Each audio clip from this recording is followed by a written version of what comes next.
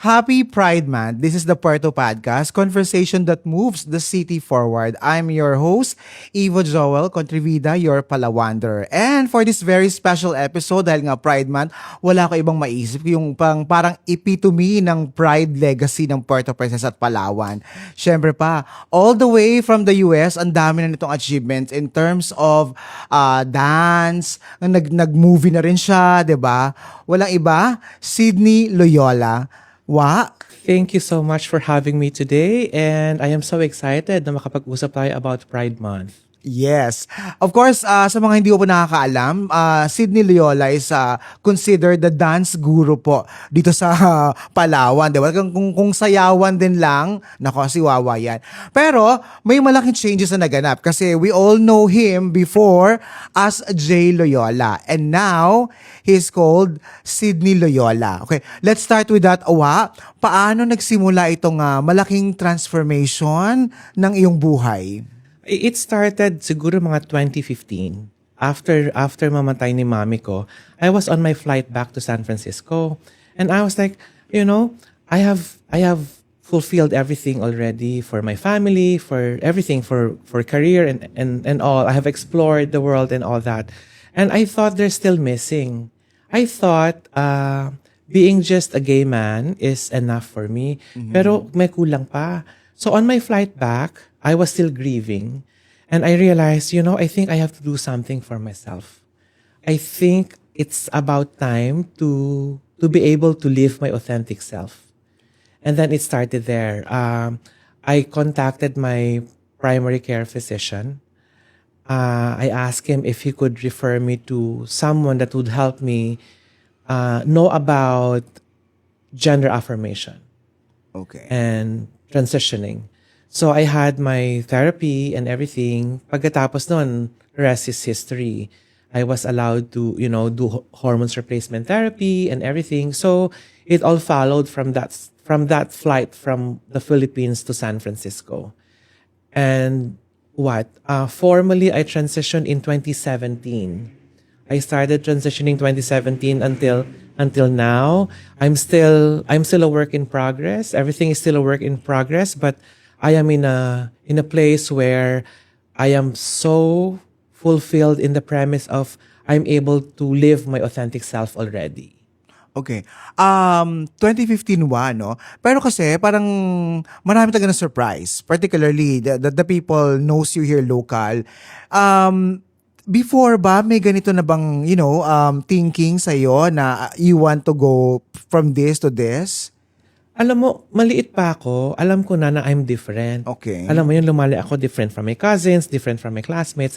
Pero, hindi ko talaga inisip na gusto kong mag-transition kasi wala akong idea kung paano hindi ka gagawin yun. cross-dress pa, no? Oh, I don't do that nung simula, nung bata pa ako. Yes. So, I realized, sabi ko parang something is missing pero hindi ko alam kung paano magsimula. I am so blessed that I'm able to find a community in San Francisco. Oh. So, eventually I could see them and feel their, feel their energy and feel the vibe of the entire community kasi I have close friends na mga trans women from male to female. So I realized I think I fit more on that community. So, pero nung bata pa ako, naisip ko na talaga na I'm different pero hindi ko alam kung ano yung hinahanap ko.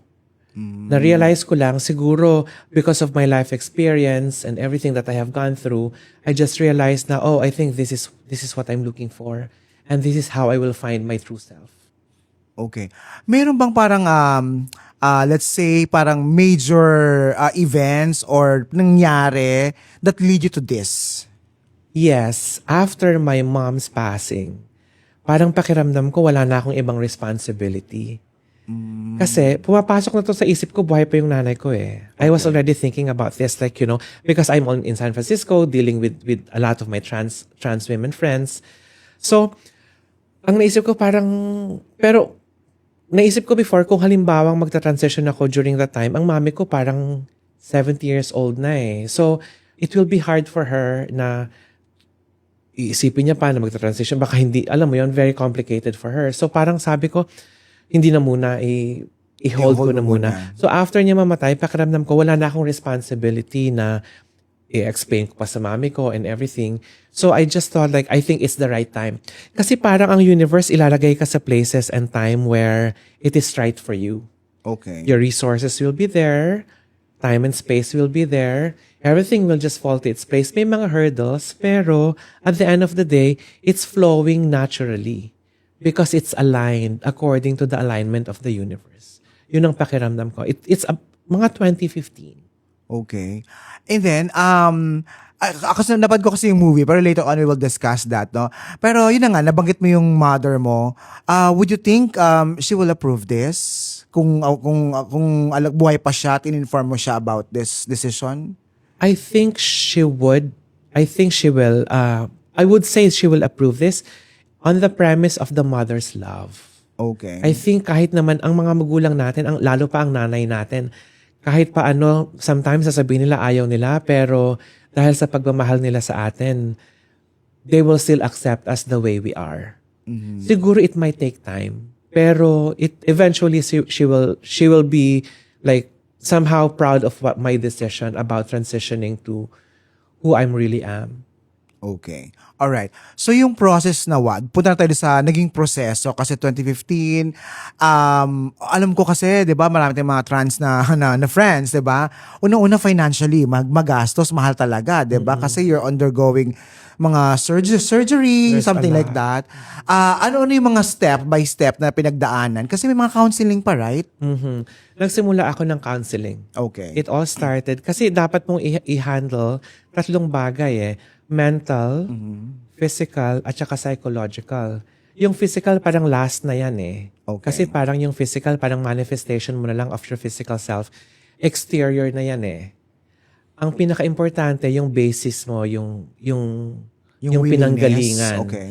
So ang pinanggalingan mo usually is your emotion, kung saan ka, psychological well-being mo, at saka yung mental well-being mo. So yun ang sinisimulan. Tinatanong kung ito ba talaga ang gusto mo, ano ka ba? Kasi yun ang unang-unang tanong sa akin ng therapist Sino at ano ka ba? So yun ang hindi ko unang nasagot. Like, oo nga, sino nga ba ako? Ano nga ba ako? And then eventually, habang nagko-continue yung therapy, I realized that, this is the path that I wanted to be, and this is the me that I wanted to be.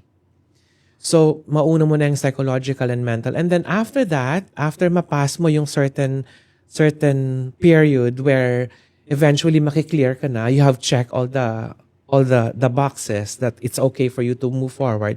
And then I was referred to a specialist. Ito na ang multi-transitional department ng hospital.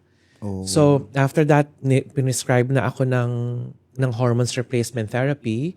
Tapos binago na rin ang load of my testosterone and everything. So binabalanse nila na they lessen your testosterone, they pull up your estrogen kasi I'm male to female. Pero ang physically develop na ako as a man. Oo. Kasi 30 something, almost 40 na ako nung nag-start. Kasi kung nag-start ako ng replacement therapy ng mga 13, eventually hindi pa ganun magiging ka-develop yung masculinity mo. So humabol talaga ako. So marami talaga siyang, I would accept na marami talaga siyang physical changes na ginawa.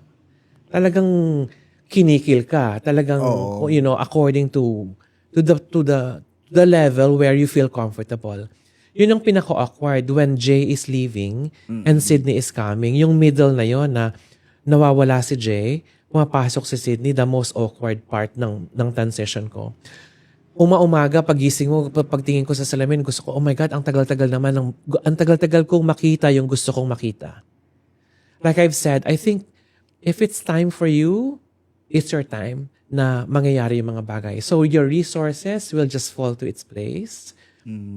Siyempre, hindi naman pwedeng kung gusto mo yung gawing isang bagay. Katulad din yan gusto mong bumili ng bahay. Kung gusto mong bumili ng bahay, mag-prepare ka rin. Hindi naman isang bukas gusto mo nang bilhin, may pera ka na. So unti-unti rin, i-prepare mo rin kung gagastos ba ako ng 3 sapatos o isi-save ko na lang muna yan kasi mayroon akong gusto kong bumili ng bahay. So yung ganon. Pero ang sa akin, hindi bahay, yung buong pagkatao ko. Kasi gusto ko isang umaga, pagmulat ng mata ko, pagising ko sa umaga, pagtingin ko sa salamin, yung taong kaharap ko, yung taong gusto ko. Yung taong kung sino talaga ako. Okay. So, mahabang preparation, may mga process siya, pero ang last is just your physical self. Yung exterior. Dito nga sa sa pagta-transition, one thing I realized is that ang buhay pala mas maganda kung hindi mo iniisip yung I want to be the best as I can be. Kasi yung the best as I can be, ang iniisip mo, yung exterior, kung paano ka pinaperceive ng mga tao. Okay. Kasi kailangan mong i-validate kailangan mo ng validation for you to know that you are the best. 'Di ba? As you can be. I think sa akin, sa experience ko, I think ang dapat mong i-goal is the most authentic as you can be. Kasi the more authentic you are, ang nafu-fulfill mo yung sa sarili mo. Hindi mo pinapakialaman kung anong sasabihin ng mga tao. Mas masaya ang buhay. If you think about, I want to be as authentic as I am. Okay. You mentioned the validation, 'di ba? Kasi parang balikan ko lang, fulfilled na si Jay or si Wawa, 'di ba? I mean, you have your career in the US, 'di ba? Yung dance, yung arts, yung culture, achieve mo na 'yun 'di ba? Pero yun na nga, nag-validate ba 'to na kailangan mo talaga siya? Sa akin, importante, after those achievements na nagawa ni Jay, lahat yun bumalik to zero nung si Sydney. Yun na nga Oo. As in, hindi kakilala, sino si Sydney, Kasi si Jay nandun na siya Yes. Actually, naging parang, ang road to Sydney kasi parang, kailangan ko si Jay maging fulfilled muna bago ko na-achieve si Sydney. So talagang yung validation ni Jay, kumbaga na-achieve niya na kung sino siya. Now it's about time na kunin ko naman yung nasa loob ko kung sino ako. And then, fulfilled na. Ano na siya? Yung buong pagkatao ko buhay, kumbaga, nagampanan ko na yung buong pagkatao ko kasi natapos na si Jay. Si Jay talaga in-strip niya lahat. Kumbaga, parang nawawala siya. Talagang nakikita ko na naglalaho si Jay. Tapos si Sydney dumarating. Yung portion ng nawawala na si Jay, tapos si Sydney nagbago na ako ng name, pumunta na ako sa korte, nag-swear na ako na ito po ang pagkatao ko and everything, in-approve na ng judge. Tapos pumunta na ako ng Social Security, binago ko na lahat, driver's license, binago ko na lahat. Wala na si Jay. Si Jay naging memory na lang. Parang alam mo yung naging parang another chapter na si Sydney. Pero si Sydney nag-start ng zero. Nang wala. Nang pakiramdam ko, si Sydney would still she has to strive harder then. She has to work twice as much. Kasi towards the latter part na ng lifetime Alam mo yon pero now, I think, mas na-fulfilled ni Sydney yung peace. Okay. Mas peaceful. Kumbaga, kung si Jay is about proving himself, exterior, si Sydney mas about just being yourself, living your authentic self, and having the peace that you wanted in your life. So you're saying, talagang nag-stop na yung kung sino si Jay before. Yung ginagawa niya. Parang, this is a rebirth? Tama ba? Rebirth. I would say a rebirth of like new person in front of us, but I have the same soul. Oh, okay. Pero alam mo yon, parang sa akin, ako nga minsan, parang pakiramdam ko, parang how mystical life is. Alam mo yung mysticism ng sino mong mag-aakala na si Jay all of a sudden biglang pagbalik ng Puerto Princesa, si Sydney na siya. Even ako parang na-amaze kung paano nangyari ang paano nangyari yung mga bagay-bagay na, oh my God, isang beses, isang araw, parang pakiramdam, nakikita ko na yung gusto kong makita. Ang dami ko ring pinagdaanan na, ang dami kong anesthesia na ipinasok sa katawan ko. Ang dami ko ng mga pinagdaanan na mga healing hiwa, process. oo. Ang dami ko ring mga scalpel na pinagdaanan. Hindi ko kinakahiya yun. Kasi humabol talaga ako. Okay. Pinilit kong habulin yung ma-achieve ko yung pagkataong gusto kong makita na pagharap ko sa salamin. Hindi ko iniisip kung anong sasabihin ng mga tao sa side. Actually, kung halimbawang in between my transition na Jay and Sydney, tas nakikita ko na yung fulfilled na ako sa nakikita ko in front of the mirror, I will already stop. Pero gusto ko pa alam mo yon, yung meron pa akong certain demeanor, certain image na nakikita ko sa salamin na gusto kong makita pagising ko sa umaga. And nandun na ako sa point na yon. Na nakikita ko na si Sydney sa pagkatao ko. Meron ako mga kaibigan na nagsasabi, "Oh, Sydney, mag-careful ka. Baka sa dami ng, sa dami ng pinagdadaanan ng mga surgery and everything, baka hindi na namin makita si Jay." I was like, yeah, that's the goal. Kasi hindi naman for Jay eh. Ang ginagawa ko is for Sydney. Pero ngayon, na nakita ko na si Sydney, hindi na ako about proving myself. I am in the premise, I am already in the point of my life where I just want to enjoy my peace because I just want to live my authentic self. Okay. Happiness ko na nakikita sa umaga, pagising ko, yung physical self na gusto kong makita. Pagtulog ko at pagising ko sa umaga. Nandun na ako sa point na yun. Okay. Wanna mention mo yung, kasi how old are you when you start doing this? Oh my God, 30 early plus, 40s na 40s ako, late na. 30s. Yun na nga, parang the question now is, how do you react na parang you should done that way back sana? Yes, Oo, nung bata ka pa, sana I mas maganda ka agree. ngayon, parang gano'n. I agree. How would you totally react on that? agree. Kung ginawa ko to nung mas bata ako, hindi ko alam kung bakit hindi siya ibinigay sa akin nung mas bata ako. Siguro kailangan ko munang pagdaanan lahat ng buhay. Kailangan ko munang pagdaanan maging Jay, maging fulfilled sa art ko, maging fulfilled kung ano man ang gusto kong marating. And then bago ko gagawin si Sydney. Kasi ang buhay natin may kanya-kanyang stages di ba? Nung bata tayo, nung high school tayo, talagang hindi lang natin alam ang gusto natin gawin. Nung college tayo, we want to prove kung anong gusto nating maging pagkatapos ng kolehiyo. Paano natin kung saan tayo magtatrabaho or something. And then, during our professional life, pinuprove natin kung ano ang naipupundar natin. Diba? Oo.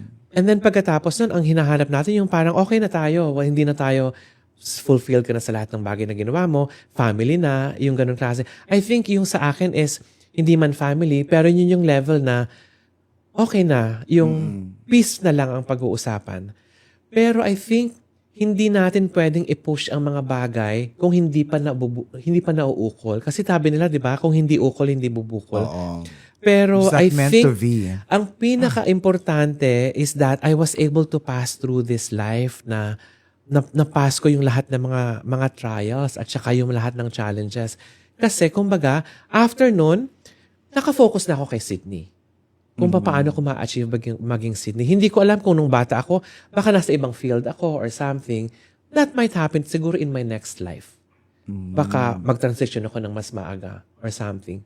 Pero ngayon talagang I just follow the flow of the universe. Yun ang ko parang sinundan ko lang kung para sa akin na ba to nangyayari. Nung hindi pa. Kasi siguro nung after high school, pwede naman kung tutuusin. Kumbaga, Oo nga. meron namang mga pills na nakukuha sa mga health center. Yes. Pero hindi pa ito Focus na focus ako sa dance dati Alam mo yon yung mas ginusto kong mag-rehearse kesa sa pag-anuhin yung pagkatao ko yun man ang iniisip ko. Pero hindi pa siya lumalabas. Kumbaga parang hindi pa siya naging priority ko. Pero actually ngayon ko na lang nalaman na oh my God, ibig sabihin nandito na siya sa akin pero hindi pa siya panahon para mangyari yon. Hindi pa hinog. Hindi pa hinog na para mangyari yon. Pero sa dami ng pinagdaanan, I think it's about time. So, di ba yung iba nga, may pamilya na sila, malalaki na yung mga anak nila, and then they realize, hindi ito yung pagkatao ko. Nasa 50s na, yung iba nag-retire na, hindi pa huli ang lahat. So sa akin, parang sabi ko, parang it's afternoon of my lifetime na. Sabi ko, pero hindi pa huli ang lahat. Parang ahabulin ko pa. Oo, pwede pa. Pwede pa. Oo. Pero you're saying, na much better ba yung medyo older ka na to do this or mas younger? I mean, kasi dami nating mga gays and LGBT sa Puerto Princesa at Palawan who could watch this. Pero what do you think yung parang much better na, you gone through this process na old age ka na or mas younger ka dapat? Sa akin, ang pamantayan, if you are already psychologically, mentally ready. And financially.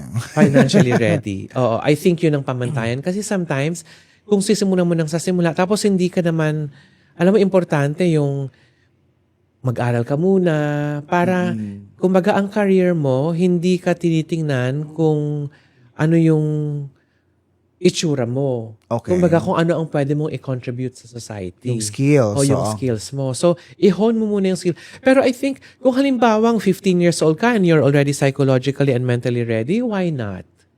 Basta yun lang yung sa akin eh. Iba-iba kasi, unique tayo eh. Okay, kung case-to-case basis. Case-to-case basis talaga yan. We are so unique in a way where some people, they learn early. Some people, they have to go through certain levels of life before Oo nga. they learn. So, I think individual ang approach na mas bata pa. Because some people, effective yon na mas bata pa sila.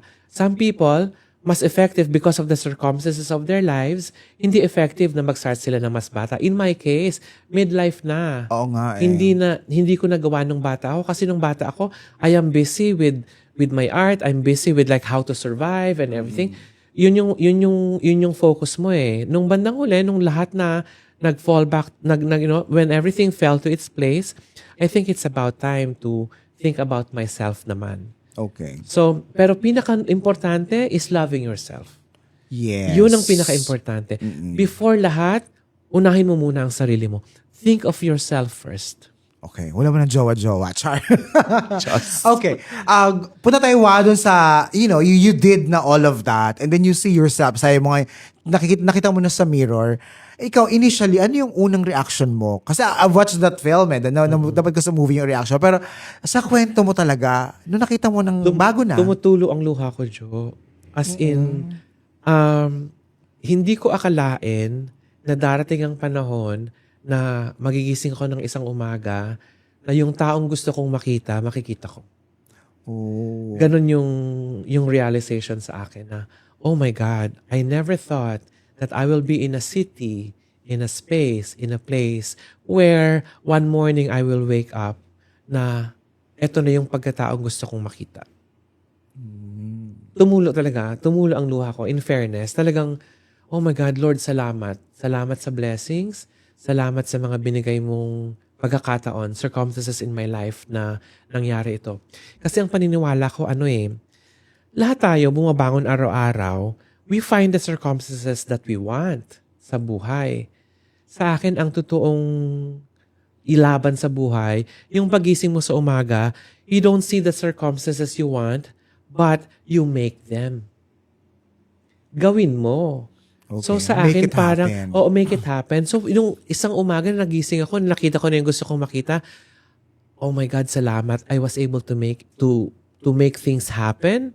Eto na siya. Ang luha ko talang tumuto. And then, tears of joy. Yun na. Yun na siya. Like, na-normalize ko na yung buhay. At saka, after Jay, maging Sydney, even sa community, even I was living in San Francisco, magsa-struggle ka pa rin kasi kinaklak ka. Okay. May mga tao pa rin talaga na, they pick on you and everything. Sa akin, parang nung nagsisimula akong Sydney, parang sa akin, big deal na kinaklak ka. Ngayon, I don't even care. Basta ako, I'll just live my life and I just want to walk through this life peacefully. I just want my peace. Okay.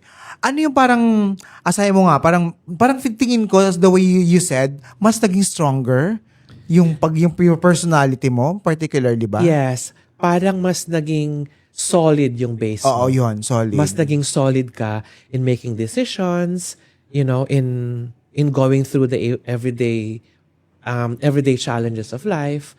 Parang naiisip mo na mas solid kasi ang dami mong pinagdaanan. So parang ang dami mong anong tawag diyan, yung foundation mo, foundation, sobrang lumakas kasi parang yung experiences mo kasi yun yung mga binilalagay mo sa foundation mo para yung mga future na hagupit ng buhay, matigas ka, lumalaban ka. I think yun yung na-solidify yung buong pagkatao mo. Yun ang naramdaman ko. Like, solid na siya. So, kung ano man ang dumating sa akin ngayon, kung napagdaanan ko dati, syempre, makakaya ko rin whatever comes to my life now. Oo, kasi parang yun na yung matindi. Matindi, oo, ang dami. At ni-ready ka niya for that.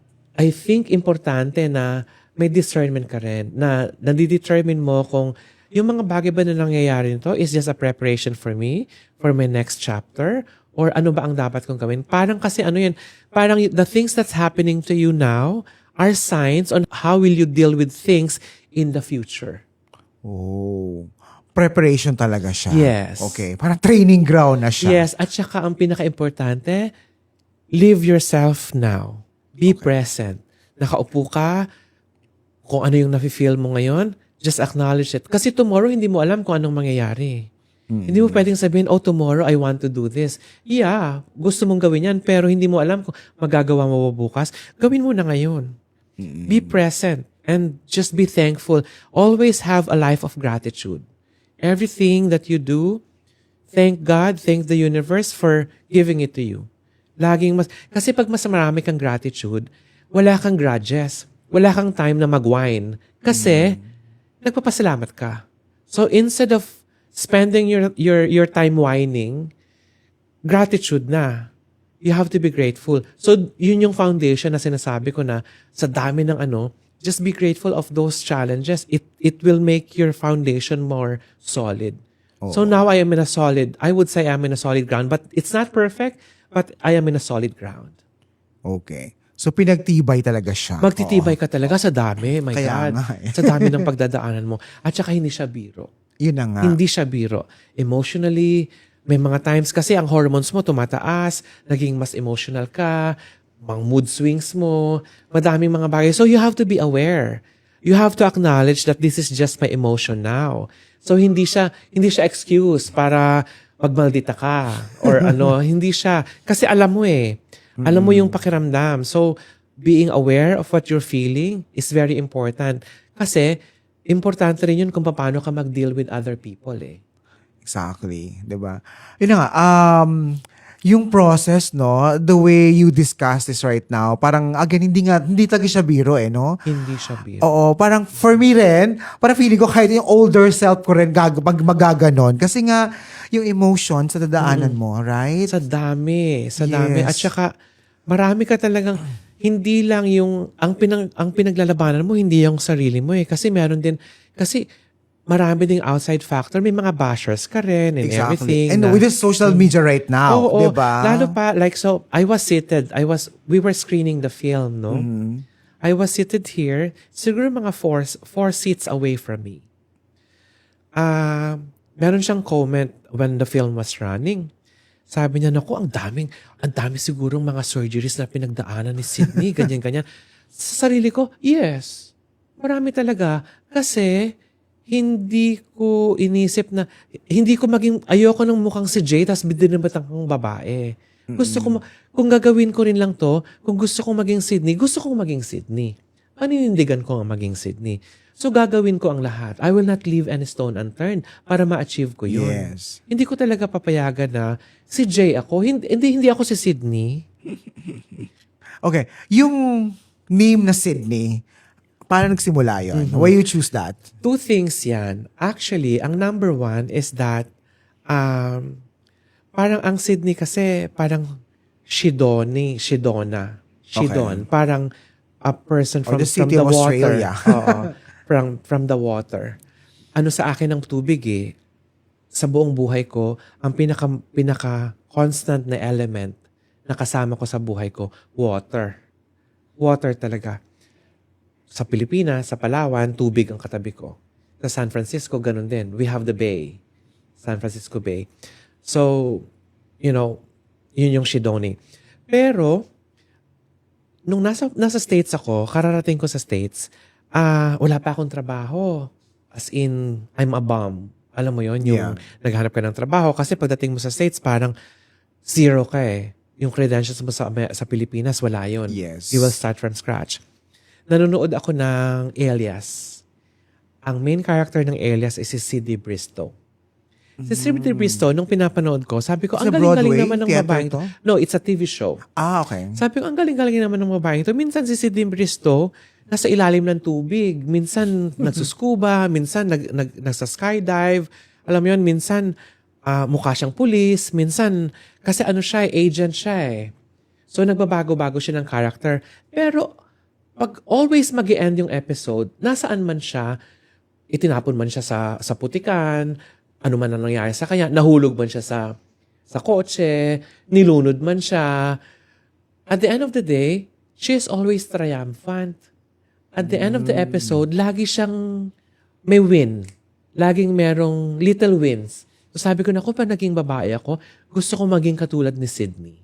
Gusto ko maging katulad ni Sydney Brizo. So pumasok na yun sa pag-iisip ko. Yun na yung parang naisip ko all the time, Sydney.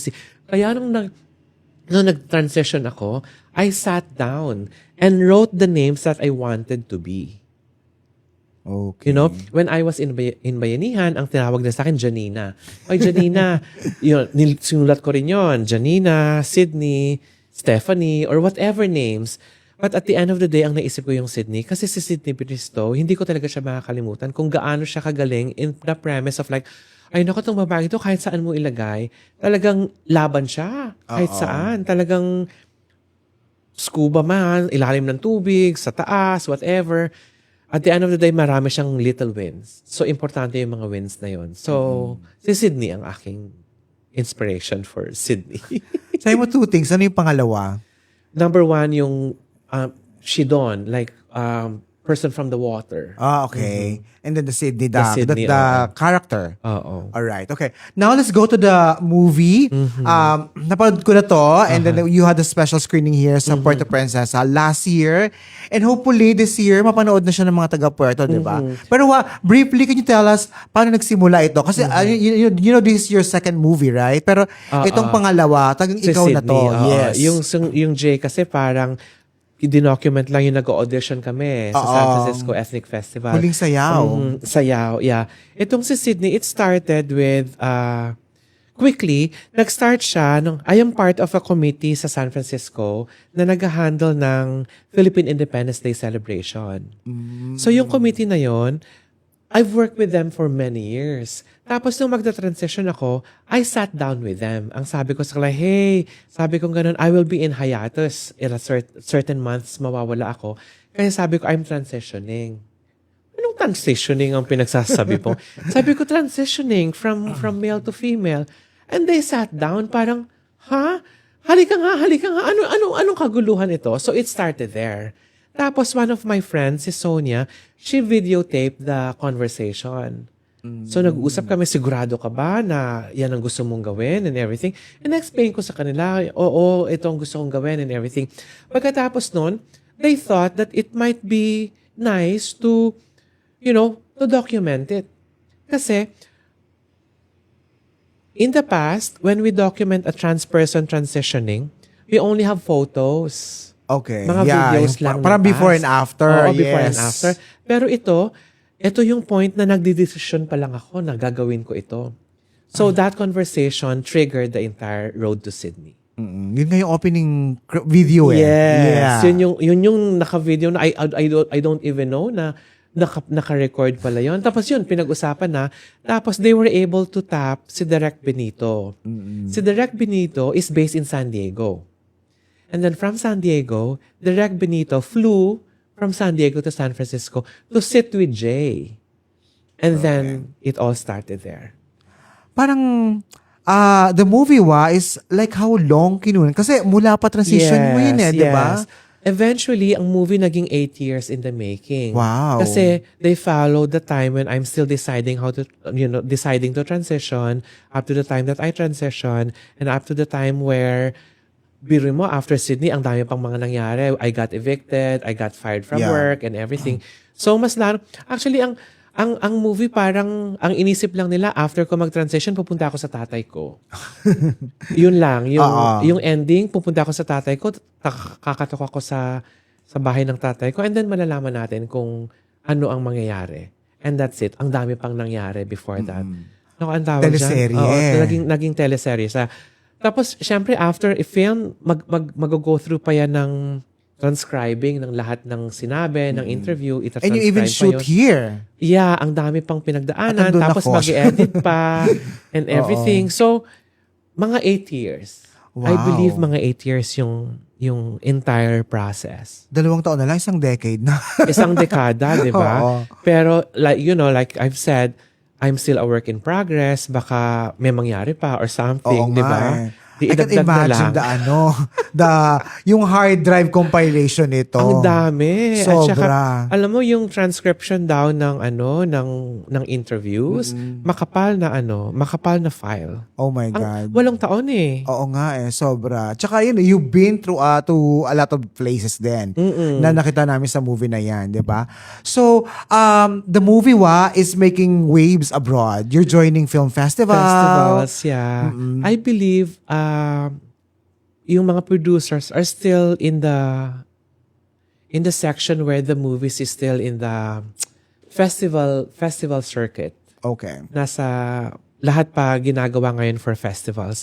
So, I think hindi pa sila gumagawa ng theatrical Release. screenings Oo. ngayon. Hopefully, it will be soon. Yung mag-stream sila and all, and then malalicense na yung film for streaming at saka for theatrical release. Okay. Pero ngayon, they still have some lineup of festivals that they wanted to join. Marami pa silang mga lines, marami pang festivals na nakikita ko na naka-line up na gusto nilang ipasok yung Road to Sydney. Oo nga, nakita ko sa IG nyo, di ba? Sobrang dami, yes, marami sunod-sunod. pa, oo. Pero yun In na nga and ang out. tanong, kailan nga ba talaga mapanood ng marami dito sa Puerto yan o sa Palawan? Alam mo, ako rin, sabi ko nga stress ako, kasi yung the last time, private screening Yes, yun eh. oo. Parang invite lang nila direct yung mga taong involved sa doon sa film, yung mga taong tumulong mula sa Puerto Princesa. It was just parang love letter to them eh. Okay. Na sana makapapanood. Alam mo, ang dream ko, sana mapanood ng buong entire LGBTQ community. Yes. ng We talk Palawan. about that, Oo, right? alam Na mo yun? merong gay lang. Kasi ang film, broader ang reach. Ang dance kasi, nasa theater ka, after mo mapanood ang dance, lalabas ka ng theater, ang pyesa, the art will be just your memory eh. Oo. 'Di ba? Mafi-feel man 'yan pero ang feeling, ang vibe will not be the same. Pero ang film, kahit saang sulok ng mundo, pwede niya ma-reach. So sabi ko nga, sana yung film maka-reach ng mga bata na katulad ko na is still in the closet, still Yes. deciding, na magkaroon siya ng inspiration, na yung film mag-inspire sa kanya na, naku, hindi ka nag-iisa, marami around the world, marami mga iba galing sa isla, katulad ko, marami galing kung saan-saan na, na gusto yan, na hinahanap ang totoong pagkatao nila. So, hindi hadlang kung nasaan ka, magaganap yan. So, yeah, hopefully next year, sana maiayos natin na makapag-screening sa Puerto Princesa. My only dream is that magkaroon ng visibility ang LGBTQ community pag in-screen yung film. I want the LGBTQIA community ng Puerto Princesa to be the main VIP of that film screening. I think That it will is happen. my dream. Na, Yes. alam mo yon, mabigyan kami ng isang araw na nakafocus sa amin, sa buong community natin, na hindi tayo tinitingnan na mas mababang uri sa society natin. I think mangyayari yan, di ba? With the support of the The mga city friendship government, natin. the provincial Yes. government, Oo, paging Carlo. Paging Carlo. Paging card, paging God. Yes. GAD ba yan? Yeah. Pwede naman. Possible. Okay. Nabanggit mo kanina, Juan, na parang mayroon pa bang masusunod na ba ito? May part 2 pa? Yung Sydney mo? Like I've said, para tayong work in progress eh. Yes. If there is an opportunity and the universe were aligned, that might happen. Okay. Why Hindi, not? but hindi diba? natin alam, di ba? Oo nga Mahal eh. si Batman. Okay. Doon na tayo sa message. Kasi nga, you became an icon now ng LGBT sa Palawan, 'di ba? Because of what you've been through and yung inspiration, 'di ba, na from J to Sydney. Marami ngayon mga baguhan, 'di ba, ng mga LGBT who's also, you see yourself then sa kanila, 'di ba? Anong masasabi mo sa kanila na, maybe they're thinking of doing this in the future or maybe in the present? Sa akin, pinaka-importante, start from yourself. Loving yourself is the most important. Number 1, love yourself first. At saka wag mong gawin ng mga bagay para lang mag-flaunt. Gawin mo ang bagay para sa sarili mo. So Okay. doon magsisimula lahat yon. At saka, kung dumating ka sa point na gusto mo nang gawin ng mga bagay, kahit anong balakid, kahit anong challenges, kahit ano pang hadlang yan, huwag kang magsa-stop. Think about your goal. Lagi mong iisipin kung anong gusto mong gawin. Yung mga ibang mga noises on the side, pabayaan mo na yan. Wag mong gawing busy ang sarili mo sa pagsagot sa mga bash, sa mga ganyan. No. Focus on your goal. Yun ang number one mong gawin. Just eye on the prize kung ano ang gusto mong gawin. Yung mga noises na yan is just noises on the side. Those are all distractions. Idi-distract ka lang ng mga yan. At saka, if you don't find the circumstances you want in life, make them. Ikaw mismo ang gumawa. Bumangon ka, gear yourself. Kung kailangan mong mag-aral or kung ano man ang kailangan mong gawin para ma-reach mo yung goal na yan, gawin mo. At saka, hindi pwedeng aasa ka na, oy, gagawin ng someone for you. Hindi. Ikaw ang Dapat babangon, ikaw. ikaw ang gagawa ng lahat. Hindi ka pwedeng ibibigay sa'yo ang mga bagay. Hindi. Kung kailangan mo mag-research ka. Kung lahat ng bagay, i-check mo. Check all your boxes. Make sure that you do diligence. Ikaw ang ano dyan. So, ang advice ko is that love yourself first. Okay. Do everything to reach your goal. And I think, pinaka-importante is working on yourself by living your authentic self, hindi yung best of myself. Kasi ang best of myself, kailangan yan i-validate ng ibang tao eh. Pero kung ikaw ang goal mo is to live your authentic self, ang unang nag-validate, ikaw kung saan ka masaya. Ikaw muna. Bago Yes. sila. Di ba nga sa aeroplano sinasabi na pag bumagsak yung mga mask, put your mask first before you put the mask of the person beside you. Yes. So yun lang yung basic.